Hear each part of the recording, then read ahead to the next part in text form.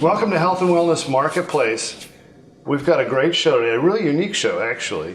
We're here with Joan Schrader from Health and Wisdom. She's affectionately known as the Queen of Magnesium. Is there a way to shorten that up? The Queen of something? No? Joan works. Joan? Joan works. Too. Okay. Also, you're a Native American practitioner. Right.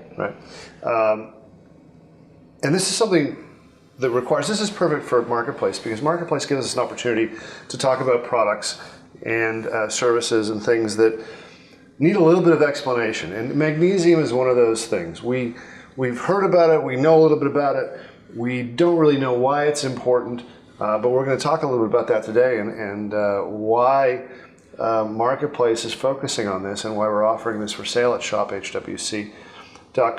Now, magnesium really is one of the cornerstones of human beings at the cellular level. That's right. It's one of the electrolytes which people run into when they get dehydrated. That's one of the many electrolytes we need to restore. But it's also the mineral responsible for relaxation.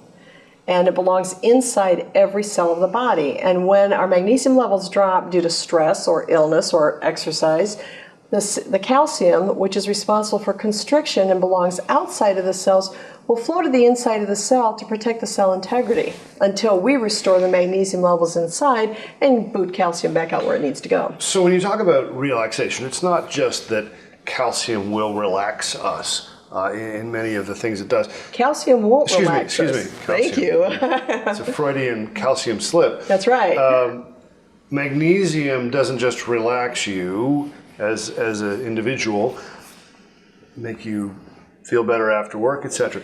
But at the molecular level, it literally relaxes. So cells in your body require form and rigidity and strength, but also, in order to be healthy, they must have a fluid nature to them and a malleable nature. That's right. And a relaxed nature. Anytime that there's a depreciation of the magnesium levels in your body, the cell still needs some rigidity. So the magnesium will leave the cell, and that can happen, as you said, from stress, anxiety, basically day-to-day living. The magnesium levels are depleted, typically through urine, and the cell, however, still needs to retain rigidity. And so what happens is something comes in to the cell to ensure that it retains its rigidity because it needs its integrity retained. And that thing that comes in, I already foreshadowed what it was, is calcium. And calcium comes in to replace the magnesium that has been removed from the cell. Now, anybody knows the word calcified knows exactly what calcium will do to cells. And it will make them very tense and brittle to an extent. It can.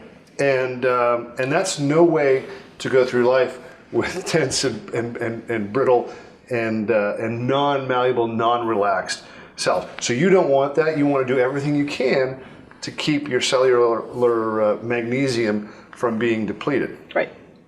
So, great, Drew, Joan. I know that my my cells need to have the integrity of sufficient levels of magnesium, but I'm stressed. I don't sleep well. I'm a weekend warrior. I work out. My muscles hurt, etc.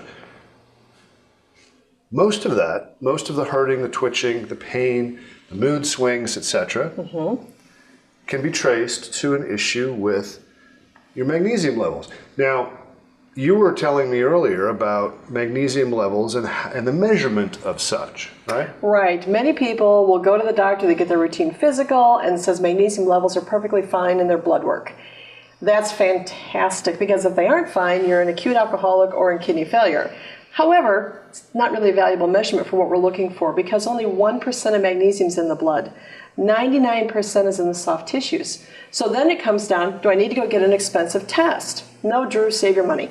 Because when you have the muscle aches and pains and insomnia and migraines and other issues in your life, hormonal issues, everything that's out of balance, magnesium. These are indicators. Those are all symptoms of the bigger problem, magnesium deficiency. Now, people can continue to go and be treated for the symptoms, but if they don't go to the cause of the problem, they're going to continue to have issues the rest of their life. So we go to the cause. So we've gone to the cause, and so we've identified that even if we don't know 1,000% or 100% that magnesium levels are the issue, there's nothing to stop you from trying what we're going to recommend for insomnia, for ailments as far as aches and pains and mood swings, etc. Anger is another big one. When people get tight, they get irritable, they get crabby, they get angry. And if you have people in your life, or you are the one that's angry all the time, soak your feet. So thank you for the segue. Soak your feet. So there's 3 ways that you can, well, actually, before we talk about the 3 ways in which the products that you can get from shophwc.com and the number on your screen can be used, the most important thing to talk about is the way in which we can administer magnesium, with the way in which we can introduce magnesium into our bodies and in our diets, and into the cellular levels at which we need it. One is there's oral and there's non-oral. So there's oral and there's topical. Right. The oral way is problematic because if you're taking oral supplements of magnesium, they are all laxatives. And everybody knows you never take a laxative long term because you're going to be addicted to it. But somehow thought processes don't seem to come through to the magnesium side, and they really should, because magnesium, when you are taking it, it needs to stay in the colon 12 to 24 hours to be fully absorbed. When people take enough to be beneficial at the cellular level, they end up getting diarrhea. So they back off the amount that they take, and that reduction can actually mean that it takes 3 to 5 years for it to reach the cells. And in the meantime, you can be developing addiction to laxatives. none of that sounds good. No. But just imagine that for a second. It makes complete sense why it would take 5 years for you to get enough in your gut area to be absorbed to be of any benefit. It has to stay there for a half to an entire day, and yet the product that you've introduced there is a natural laxative. Mm-hmm. So the fact of the matter is that you're relying on something to stay there that wants to leave and will leave on its own. So it's a complete juxtaposition. It's an anathema. You want to do it the way that Joan is suggesting we do it, in the way that's available at shophwc.com and by calling the number on your screen. And that is by introducing it topically through the epidermis. And there are 3 different ways of doing that. And we call it, I've just started calling it the hierarchy of administration of magnesium. Sounds like a department in Eastern Europe. But the first way to do this is by a foot bath. And why the feet? The feet is the center of all of the nerves in the body and in the feet. Your circulatory system's in the feet. When you take, and I tried to get Drew to do this on camera, but he absolutely refused to do it. You take a clove of garlic and you crush the clove of garlic. And, well, yeah, but on your feet, not so much. Okay, you rub it on the bottom of your foot, and within seconds, you'll taste it. And that's how quick what's applied to the feet is absorbed by the body.